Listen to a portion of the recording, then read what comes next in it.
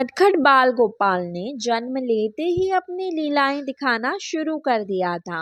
उंगली पर उठाया पर्वत। एक बार इंद्रदेव ने अहंकार में गोकुल में इतनी बारिश कर दी कि गांव डूबने लगे। ग्वाल बाल मनुष्य सभी के प्राण बचाने के लिए श्री कृष्ण ने बहुत छोटी उम्र में एक उंगली पर गोवर्धन पर्वत को उठा लिया। सभी ने अपने प्राण बचाने के लिए गोवर्धन पर्वत की शरण ली।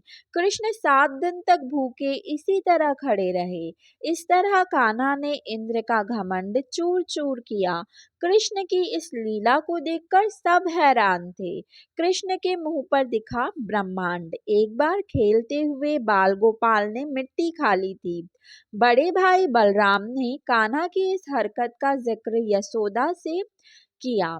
जब मैया ने कान्हा का मुंह खोलकर देखा तो उन्हें समस्त ब्रह्मांड दिखाई दिया। कृष्ण की इस लीला को देखकर माँ यशोदा आश्चर्यचकित रह गई।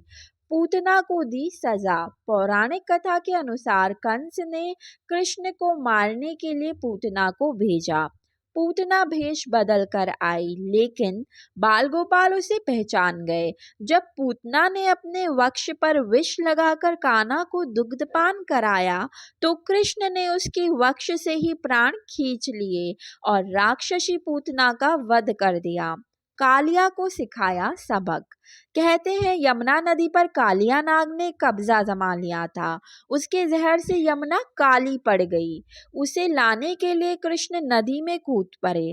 कान्हा कालिया नाग के बीच भयंकर युद्ध हुआ। कृष्ण लीला देखकर कालिया नाग उनके आगे झुक गया, जिसके बाद वह उसके फन पर नाचने लगे। जन्म के समय हुआ था चमत्कार।